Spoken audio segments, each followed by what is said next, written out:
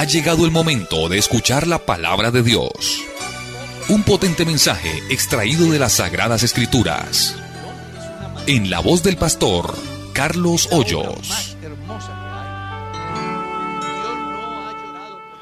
Pastor, según San Lucas 24:36, ¿Cristo ascendió a los cielos con el velo de carne?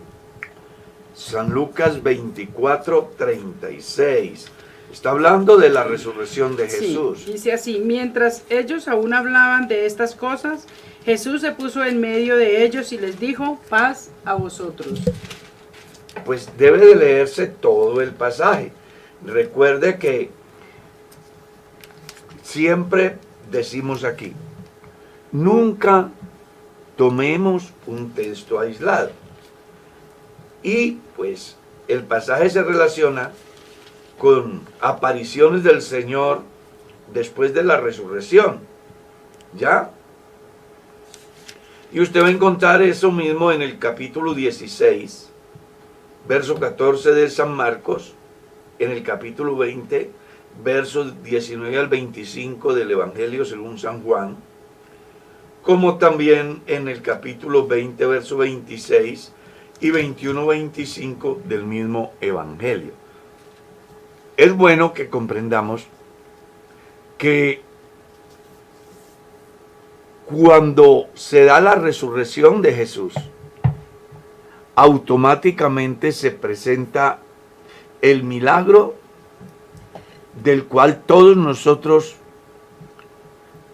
esperamos tener ese privilegio de la glorificación de nuestro cuerpo.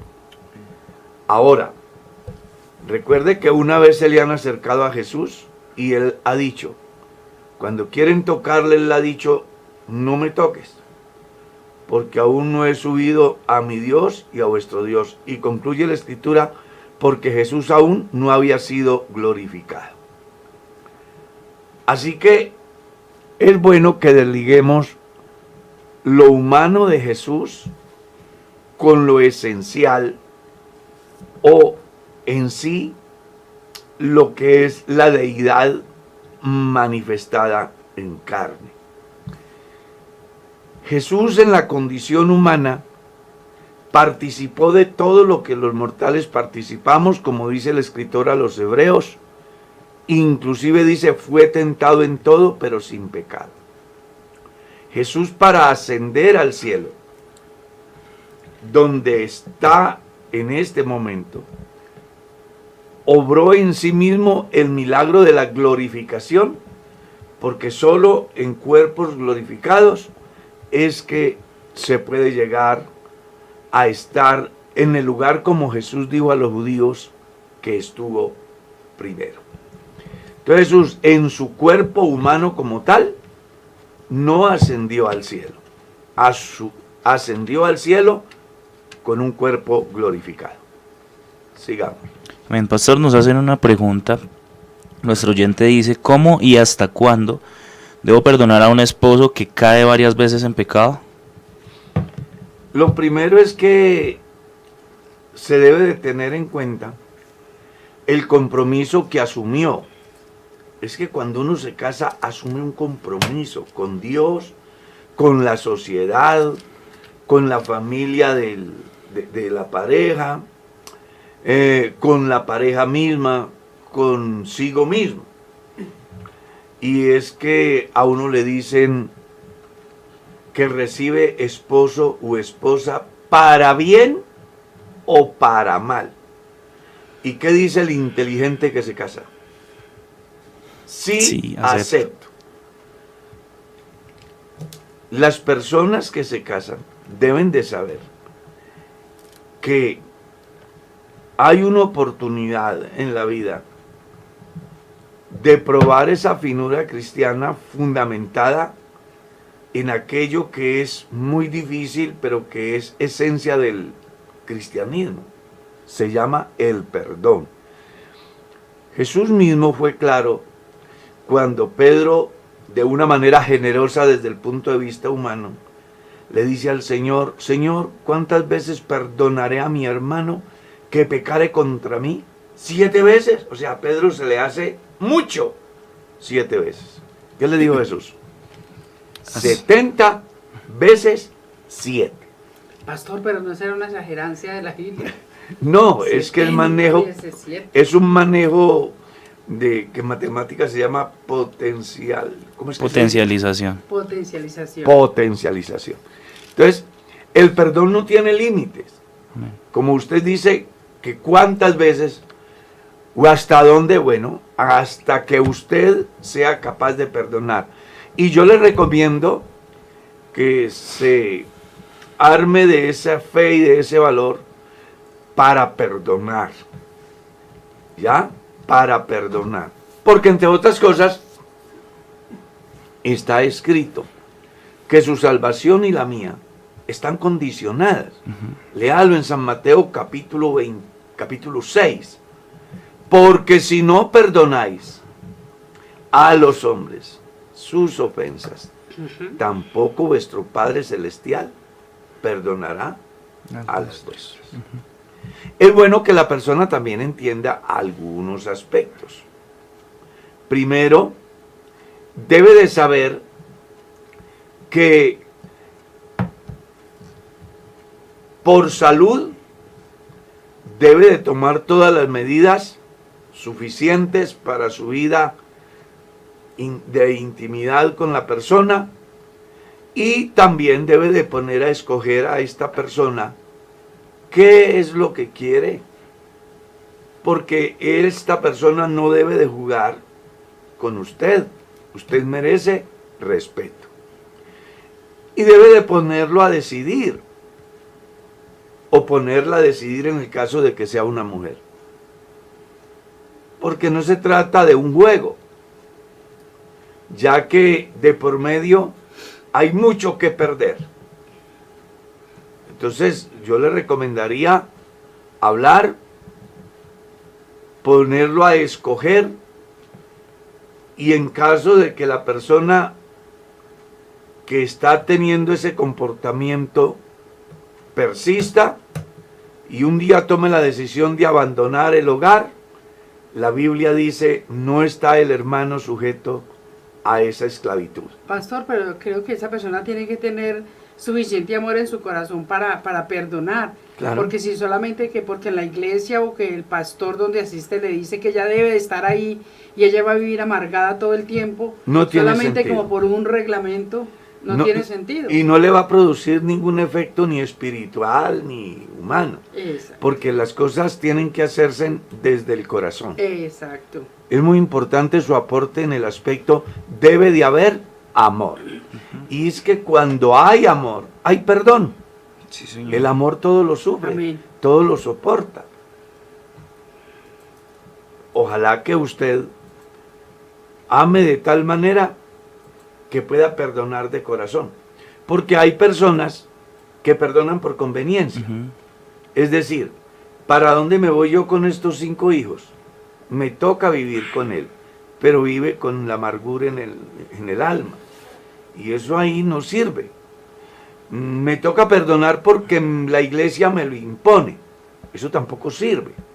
Usted debe de perdonar porque entienda cuán grande ha sido el amor de Dios para con usted, y en consecuencia, cuál debe de ser su amor para con esa persona que tanto le ha fallado. Sigamos. Dios les bendiga. ¿Me pueden explicar qué es blasfemar contra el Espíritu? Según el Evangelio, según San Mateo, la blasfemia contra el Espíritu Santo es atribuirle a Satanás una obra que solo Dios puede hacer. Si usted mira bien el pasaje, va a descubrir que Jesús ha echado fuera un demonio. Y entonces los que estaban allí dijeron que Jesús echaba a los demonios por el príncipe de Belcebú. Jesús les ha dicho que un reino dividido no puede permanecer. Y luego les dice, de cierto os digo, que todo pecado le será perdonado al hombre, menos el que blasfeme contra el Espíritu Santo. Y se estaba refiriendo a lo que aquellos estaban haciendo, atribuyéndole a Satanás una obra que solo Dios pudo hacer. Esa es la blasfemia contra el Espíritu Santo. Amén. Sigamos. Pastor, ¿quién es Alá? Según lo que estoy leyendo, pastor, es que hay un cristiano que está inquieto con los musulmanes, porque ya ha hecho varias preguntas ya lo acerca de entiendo. lo- Ya lo entiendo. ¿Quién es Alá? Porque un amigo se la pasa diciéndome Dios te bendiga, Alá, y que Alá te guarde, y que entonces que esto a él lo tiene muy inquieto. Bueno, al hermano que le está pasando eso, es muy importante que no lo inquiete cosas que nada tienen que ver con el cristianismo. Alá, porque es Alá, la palabra Es no es Alá, Alá, sino Alá. Para ellos es Dios, es el Islam, ¿sí? Alá es Dios y Mahoma su profeta. Entonces, toda religión, entre otras, esa es una de las religiones más importantes del mundo, porque tiene un gurú, claro, Alá, Más el, adeptos. el Islam tiene cualquier cantidad de millones en el mundo, pero es bueno que las personas comprendan que es una religión que surge 600 años después de Cristo, ¿ya? Como una religión que salga ahora, cualquiera, tomando otro nombre diferente. Usted no debe de preocuparse por eso, debe de preocuparse es por vivir como dice la Escritura. Y la Escritura dice que Jesucristo es el verdadero Dios Amén. y la vida eterna. Exacto. Y debe de creer como dice la Escritura. Jesús dijo, el que cree en mí, como dice la Escritura. Y debe de creer como escribió el Juan. Y hizo Jesús además otros muchos milagros. Dice Juan, pienso que si se hubiesen escrito uno por uno, los libros no cabrían en el mundo, mas las que están escritas, dice, se han escrito para que creáis que Jesucristo es el Hijo de Dios. Amén. Entonces, que le hablen a uno de Alá es como si le hablaran de Aris Krishna, como si le hablaran de Buda, de Confucio, ¿sí? Que son líderes que se destacaron dentro de una comunidad y que luego la comunidad les dio el sitio de culto, como si fueran Dios, pero que realmente no son Dios. Ya usted sabe lo que está escrito en el capítulo 44, verso 8 del libro de Isaías, donde usted puede encontrar que el Señor dice, vosotros sois mis testigos, en el sentido de que antes de mí no fue formado Dios alguno, ni lo será después de mí. El cristiano no está llamado a vivir pendiente de otras deidades a tal estado que le inquieten o le generen, no sé, atracción o yo qué sé. No, tenemos al único, verdadero, grande y soberano Dios. Amén, amén. Bástanos con eso. En los días de Jesús habían otras creencias. Y siempre han habido creencias diferentes. Usted lo que tiene que aprender es establecer la diferencia. ¿Qué es lo que dice Dios? ¿Y qué es lo que dicen las religiones? Amén. Y eso es todo. Amén. Sigamos. Pastor, nos pregunta nuestro oyente, según la Biblia, ¿qué es ayo? ¿Qué es el ayo? Dice en Gálatas capítulo 3, versículo 24, de manera que la ley fue ayo nuestro para llevarnos a Cristo, para que fuéramos justificados por la fe.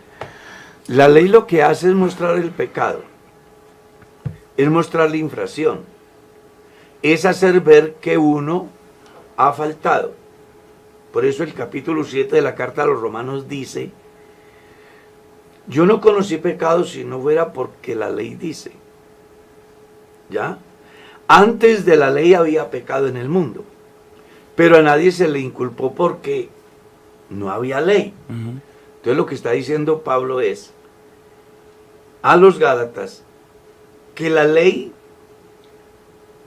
que se quería implantar en la iglesia salva por gracia fue el recurso que Dios utilizó para hacer ver que el hombre es pecador y en consecuencia mostrarle una solución que no es la ley, sino la gracia de Cristo Jesús. Por eso dice, para llevarnos a Cristo. En otras palabras, la ley dice que matar es pecado. Y yo he cometido ese delito. Pues, como ya soy consciente que he cometido ese delito, debo de buscar una salida. Me refiero espiritualmente. Entonces, me doy cuenta que la salida es Cristo.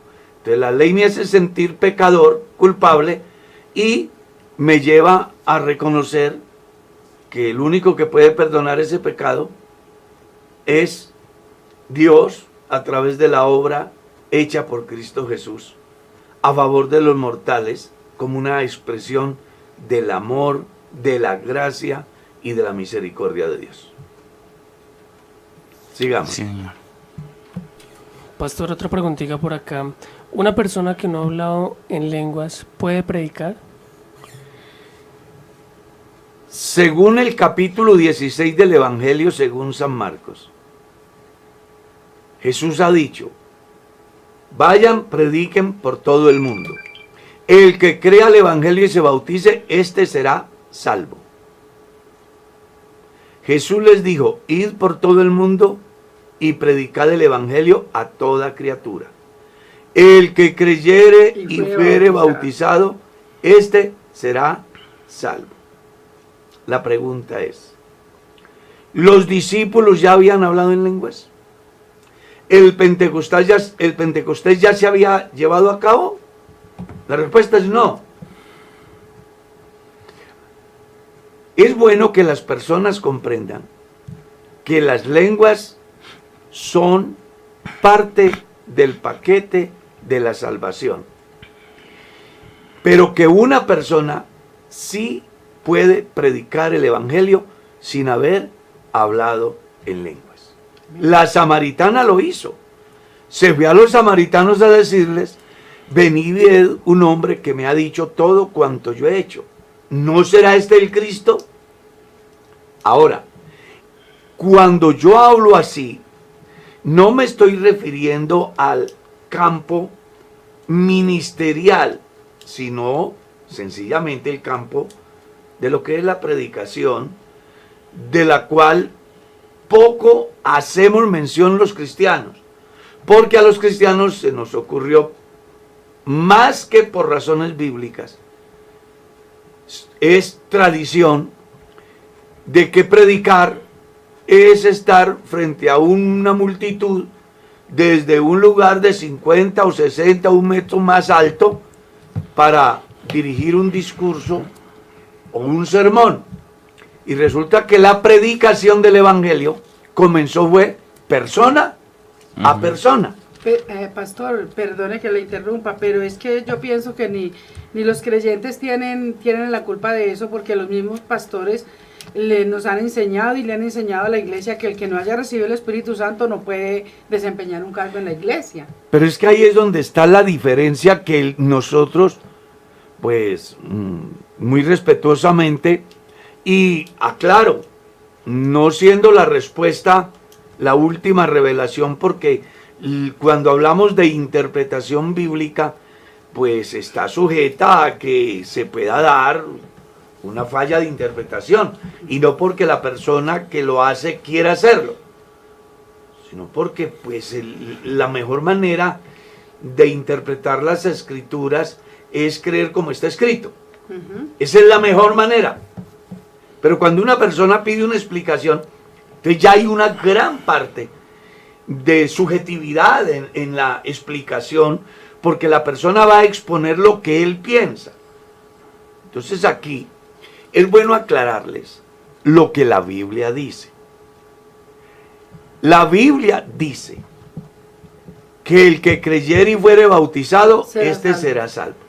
Pero recuerde que antes les ha dicho a los discípulos, que son los encargados de ir a llevar ese mensaje al mundo, le ha dicho, vayan y prediquen el Evangelio a todo el mundo y a toda criatura. Recuerde que el Pentecostés no había llegado. Cuando Jesús envió a los 70 de dos en dos, el Pentecostés no había llegado. Como la pregunta que hacen es que si es necesario hablar en lenguas para predicar, lo que yo estoy haciendo es diciéndoles, venga, una persona desde el momento que crea el Evangelio está llamado a predicar. No desde el punto de vista ministerial, sino desde el punto de vista de testigo de lo que Dios ha hecho en su vida. Una cosa es que a mí se me entregue el ministerio de la predicación como a los apóstoles. Otra cosa es que yo como creyente, miembro de la iglesia, bendecido por la salvación que Dios me ha dado, vaya y le testifique a mi familia lo que Jesucristo ha hecho en mí. ¿Ya? El fenómeno se da es porque siempre se piensa que el Espíritu Santo es hablar en lenguas. Pero resulta que el Espíritu Santo es mucho más que hablar en lenguas. Amén. La gente no hace mención de lo primer señal que Jesús le dice a los discípulos que van a tener. Estas señales seguirán a los que creen en mi nombre. ¿Cuál es la primera señal? Echaron fuera demonios. Pastor, Entonces aquí lo que las personas tienen o deben de entender es no tomar la parte por el todo. Las lenguas son una parte, ojo, que en el orden bíblico fue dado como señal, no a los creyentes, sino a los incrédulos. Si lees el capítulo 2 del libro de los Hechos, a través de las lenguas dadas por el Espíritu Santo, Dios evangelizó a todas las naciones que habían ido a la fiesta del Pentecostés. De tal manera que decían, mirad, ¿no son galileos todos estos que hablan? ¿Cómo pues les escuchamos en nuestra propia lengua las maravillas de Dios? Bueno. Y luego, Pablo, en el capítulo 14 de la primera a los Corintios, reglamentando el funcionamiento de los dones, dice que las lenguas edifican a quien las habla, pero que quienes están en derredor se quedan sin fruto. Y va más allá, dice, las lenguas son una señal para los incrédulos, no para los creyentes. Y explica por qué. Porque si están reunidos y todos hablan español, ¿cierto? Y usted comienza a hablar en inglés y ninguno sabe hablar inglés, pues los que están ahí escuchan un mensaje, o no escuchan un mensaje, oyen una cantidad de palabras que no les produce edificación. Pero si les hablan el idioma de los que están congregados, van a ser edificados. Sí, Señor. Por eso es que él dice, procurad los dones espirituales, pero sobre todo que profeticéis. Porque el que hable en lenguas, a sí mismo se edifique, aunque hable misterios. Pero el que profetiza, edifica a todos. Entonces las personas lo que debemos de tratar de ubicar es que las lenguas, siendo muy importante en la vida del cristiano, no es lo que todo el Espíritu Santo representa en la vida del cristiano. Porque ya aquí lo hemos dicho más de una vez. Las lenguas son una parte, pero echar fuera demonios es otra. Y sanar enfermos es otra. Y beber en las cosas mortíferas es otra. Y poner las manos sobre los enfermos y que sean sanos es otra. Y el fruto del Espíritu es otro. Y los dones del Espíritu es otra cosa. Y los ministerios son otra cosa. Y la suma de todo, que es el resultado, es otra cosa. Pero dice, es por el mismo Espíritu. Amén, amén. Entonces es bueno que las personas comprendan que las lenguas son una parte del paquete de la salvación que Dios le da al creyente, que generan confianza en quien tiene la experiencia, pero que no edifica a los que están alrededor.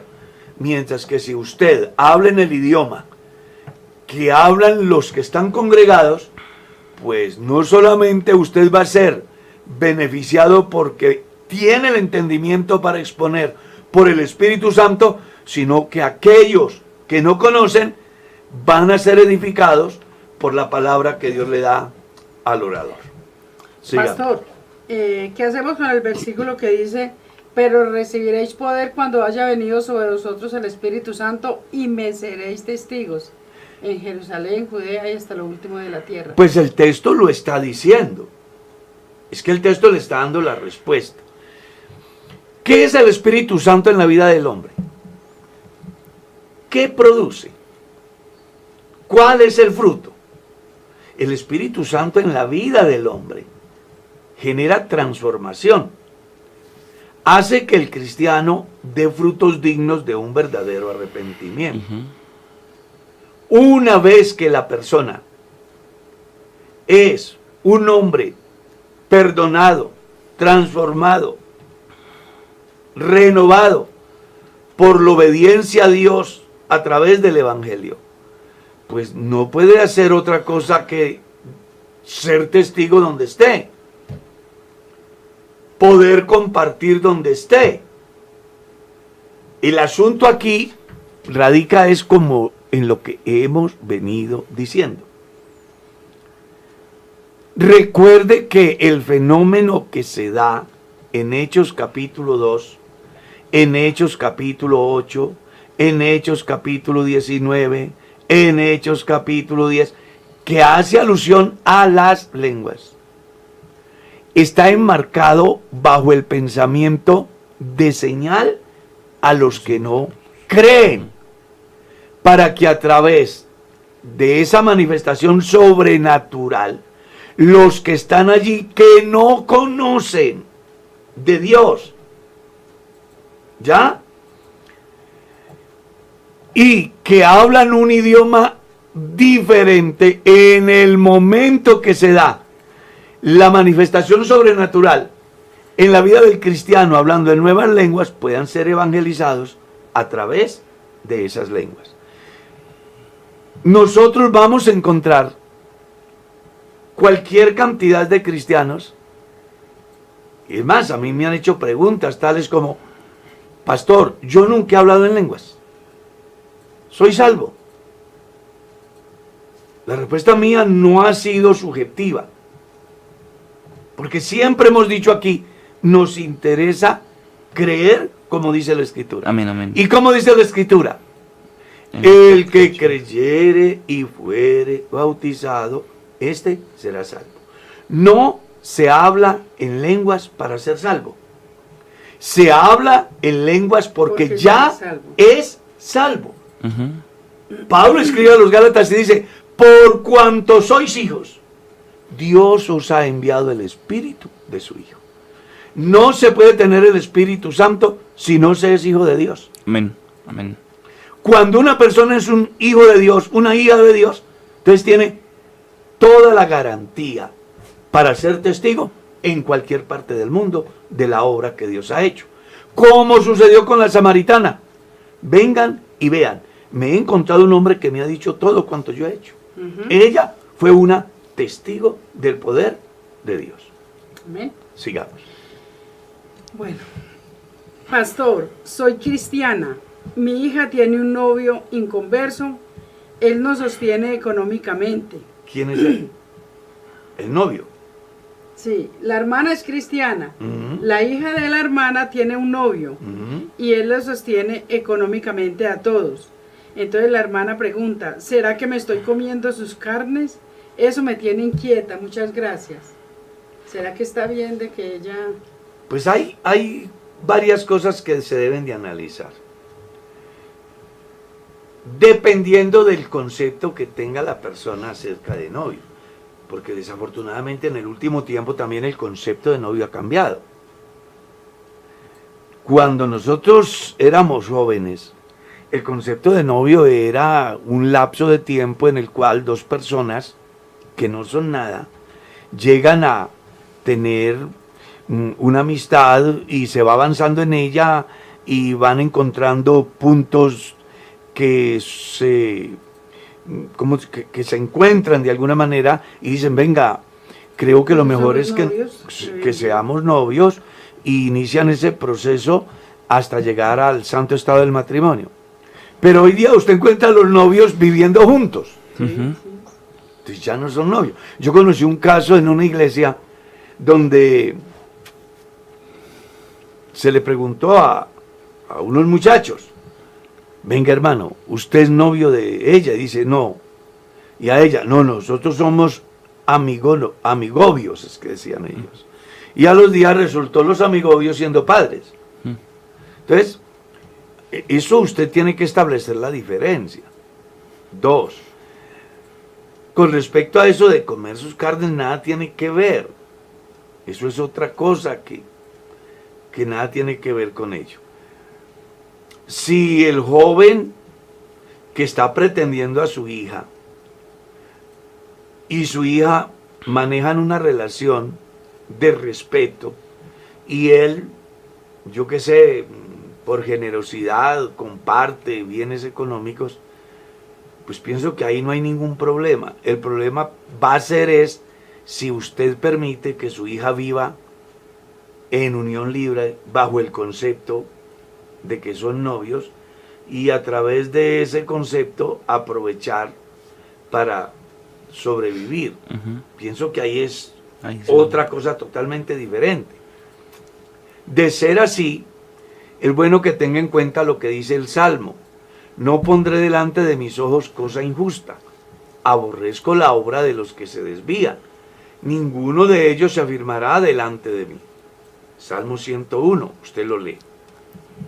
Entonces tienes que mirar cuál es la relación de tu hija, si es una relación de novios o es una relación de pareja.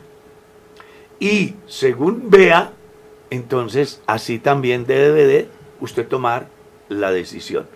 Si es que ella vive en unión libre con el hombre, usted debe de fijar una postura como cristiana y no permitir que ese fenómeno se dé en su casa. Ay, pero que ¿cómo hago yo para vivir? Muchas personas tienen limitantes y no tienen que negociar con la vida del hijo o de la hija para sobrevivir. Amén. ¿Ya? Entonces aquí hay mucho que decir y muy difícil de explicar porque pues uno como no conoce exactamente qué es lo que está pasando allá. Pero si alguien aparece en el camino y comparte conmigo una bendición económica sin que exista un compromiso serio, pues yo lo asumiré como una bendición. Pero si la persona que comparte conmigo es porque va tras la persona que se llama mi hija, pues eso ya es otra cosa. Y ahí es donde yo tengo que reflejar el carácter cristiano. Sigamos. Pastor, nos hacen una pregunta. Dice nuestro oyente: hermanos, tengo una pregunta acerca de las primicias. Dice que ella compra ganado cada 6 meses y las vacas dan sus crías. Bueno, si son vacas es porque ya han tenido crías. La primicia es la primera que tiene esa novillona. Entonces yo tengo un hato de ganado, tengo una novillona que no ha sido montada por el toro y un día cualquiera está en su tiempo, consigo el toro o el toro está en mi hato y resulta la ternera o la novillona preñada. Esa primera cría que va a dar esa novillona, esa es la primicia. Esa, la primera que va a dar. Pero si son vacas, ahí ya no hay primicias. Ahora, aprovecho para aclarar algunas inquietudes con respecto a las primicias. Porque una cosa es el manejo de primicias en el campo, otra cosa es el manejo de primicias en la ciudad. Entonces, ¿cómo eran las primicias en el campo? Entonces, yo siembro un cultivo de maíz. las primeras mazorcas que maduran, esas son primicias. Siembro un cultivo de yuca. La primera planta de yuca que arranco, esas son primicias. Tengo una gallina y la echo con 10 o 20 huevos. El primer pollito que sale es primicias. Tengo una ganadería y en ella tengo una novillona. La primera cría que dé esa novillona es primicia. Así se maneja en el campo. ¿Cómo se maneja en la ciudad? En la ciudad se maneja que terminamos este año y vamos a comenzar el 1 de enero. Tengo un almacén y lo voy a abrir. Lo primero que vendí, esa es una primicia. Soy asalariado. Voy a iniciar el año. El primer día de trabajo, eso es una primicia. Así de sencillo. Sigamos. Pastor, Dios lo bendiga, dice. ¿Podría explicarme qué significa todo lo que atares en la tierra será atado en el cielo y todo lo que desatares en la tierra será desatado en el cielo? Es la potestad que Jesús está dando a los discípulos acerca del ejercicio de su ministerio. Por eso debes de leer el texto anterior. A quienes le remitieren los pecados les serán remitidos y a quienes se los retuvieren les serán retenidos. Eso es que hay que leer el pasaje completo. ¿Y cómo hace el ministro de Dios para remitir los pecados o para retener los pecados? Eso se da en el momento que la persona viene a las aguas bautismales, donde el pastor está en condiciones de aprobar el bautismo a través del ejercicio o desaprobarlo en el momento que descubre que la persona no está en condiciones. O cuando se presenta el fenómeno disciplinario de un debido proceso, como el que menciona el capítulo 18 del Evangelio según San Mateo, donde se hace alusión a los pasos que se deben de dar antes de declarar a una persona como gentil y publicano. Entonces, le coloco el ejemplo. Hoy viene el hermano X diciendo que ha creído al Evangelio y que quiere que lo bautice. La iglesia, haciendo uso de lo que Jesús dijo, discipulando, instruye al candidato acerca de lo que es el bautismo y sus implicaciones. Una vez que se da ese curso, se le pregunta al candidato si quiere bautizarse o no. Si el candidato dice que sí y uno ve que está decidido, uno lo bautiza y todos los pecados que esa persona tiene le van a ser remitidos. Amén. ¿Ya? Es decir, perdonados. Pero suponga que está el candidato en el bautismo, en las aguas bautismales. Ya está ahí. Y siempre los pastores, más bien voy a hablar por lo que yo ejerzo. Yo siempre le pregunto a la persona antes de sumergirlo en las aguas: hermano fulano de tal, ¿está convencido de lo que va a hacer? Si él me dice que sí, le explico qué sigue a continuación. Si está convencido de lo que va a hacer, recuerde que por el bautismo en el nombre de Jesucristo, sus pecados son perdonados. Es decir, están siendo remitidos a la obra de Cristo en la cruz del Calvario. ¿Ya? Y su nombre será escrito en el libro de la vida. En ese momento le están siendo remitidos los pecados y se está atando al cielo. Amén. A través del bautismo en el nombre de Jesucristo. Amén. Pero a mí me pasó, por ejemplo, un día donde tengo el candidato en el bautisterio y en el momento de hacerle la pregunta: hermano fulano de tal, ¿está seguro? ¿Está convencido? ¿Está consciente de lo que va a hacer? Me dijo: pastor, ¿sabe que no? Le dije: bueno, entonces sálgase. Claro. Porque no puedo bautizarlo. En ese momento los pecados le son ¿qué? Retenidos. Porque no hay manera de eliminarlos.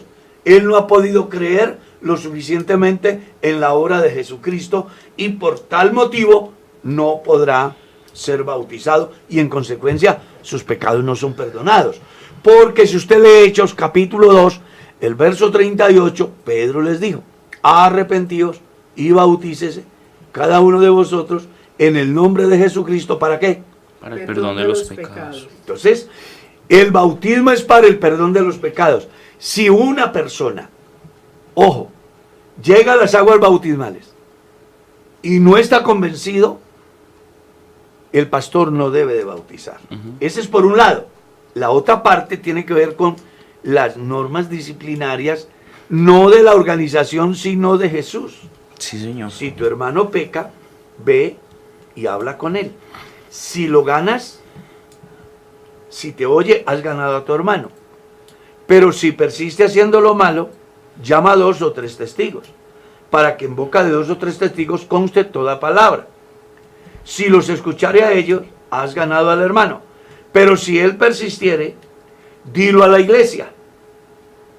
Entonces, una vez que el pastor ya le dice a la iglesia que el hermano X, después de una y otra amonestación, cumpliendo el debido proceso que menciona el Evangelio, no ha querido convertirse y que él quiere ponerlo a consideración de la comunidad o la iglesia en este caso, debe de tener la madurez suficiente no para juzgar, no para condenar, no para murmurar, sino para rodearlo y decirle: venga hermano, usted es nuestro hermano, ¿cómo se va a dejar perder? Amén. Venga, lo vamos a apoyar, haga un alto, reflexione, tienen mucho que perder.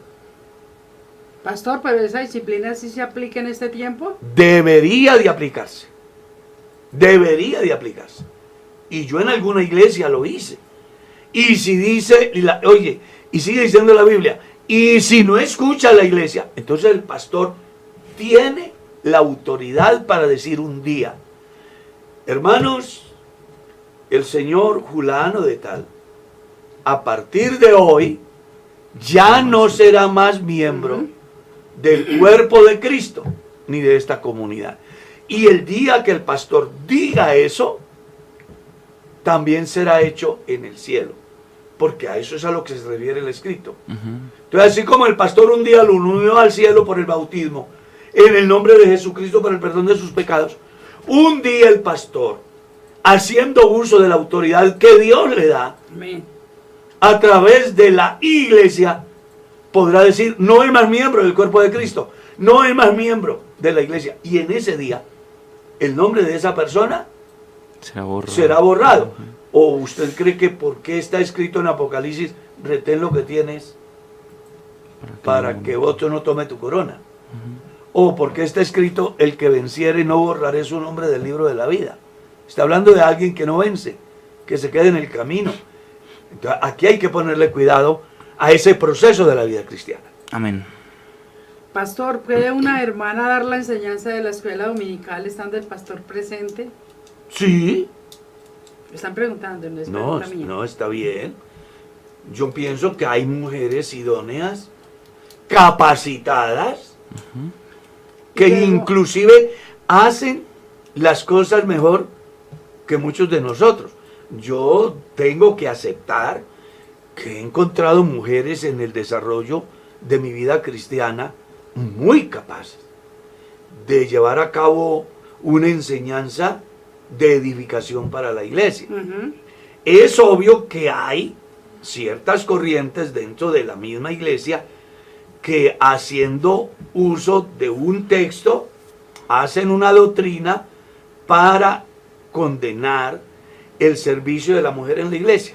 Pero pues a quienes les pasa eso, simplemente sucede porque desconocen el contexto en el cual se dio el pasaje y no han alcanzado a comprender que es un tema exclusivo de una iglesia y no un tema general. Amén. Se aferran de la palabra iglesias porque desconocen en el tiempo que se da el texto donde las iglesias se Estaban en reunían las en las casas. casas y no existía concentración de masas. Ujú. Sigamos. Pastor, nos hacen una pregunta, nos dicen: Pastor, ¿pudiera explicarme el capítulo 6 versículo 4 al 6 de la carta a los, del libro de los Hebreos, perdón, la carta a los Hebreos. ¿Capítulo qué? 6, versículo 4 al 6. Si usted mira bien, porque para entender ese pasaje, volvemos a lo que siempre decimos. Nunca tome un texto aislado. Usted va a entender muy bien ese pasaje cuando lea el capítulo 5. Porque en el capítulo 5 está hablando de, primero, la gracia guarda al creyente en perfecto reposo. Y viene una muy importante enseñanza sobre la diferencia que hay entre el sacerdocio de Cristo y el sacerdocio mosaico, del cual dice Pablo a los Hebreos, hay mucho que decir y difícil de explicar. Había una razón: los creyentes salvos por gracia de los judíos que estaban dispersos en el mundo no habían alcanzado a entender la dimensión de la persona de Jesús. Es decir, no habían entendido a Jesús en su infinidad, en su inmensidad, en su eternidad, en su simplicidad. Y por eso él dice, hay mucho que decir y difícil de explicar. Y los convoca a hacer el proceso de la perfección, que se va a dar en la medida que el creyente avance en ese conocimiento. Entonces, lo que el apóstol aquí, el escritor consagrado, está diciendo es, solo cuando los cristianos aprenden a conocer quién es Jesús, el proceso a la perfección será una realidad. ¿Y cómo podemos entender entonces los textos? Bueno, es que hay cristianos que tienen 5, 10, 15, 20, 30, 40 años y todavía están pensando ¿para qué sirve el bautismo? Si sí salva o no salva. Es más, yo he escuchado en el último tiempo a personas que dicen que el bautismo no salva. Que el bautismo no salva. Entonces, pero son creyentes y fueron bautizados. Entonces, ¿qué es lo que le está diciendo ese creyente a uno? Venga, le está diciendo que no ha alcanzado a entender los múltiples oficios de Jesús y lo que Jesús representa en la salvación del individuo. ¿Ya? Y eso es lo que lo lleva a ser niño, a no tener capacidad de alimentarse con alimento sólido, y por eso a toda hora está cojeando en su fe. Entonces hay algunos que dicen, por ejemplo, después de muchos años de convertido, hermano, yo no creo que Dios sea injusto, dice. Porque ¿cómo puede ser que Dios va a meter a la candela a toda esa gente cuando Él los crió? Cuando Él los creó. ¿Cómo es que, cuál padre de familia va a coger a su hijo y lo va a meter a la candela? Pero eso es lo que le está diciendo a ustedes, que ese creyente que no conoce el proceso de la perfección en la vida cristiana a través del conocimiento de la persona de Jesús. Amén. En sus diferentes oficios. Sigamos.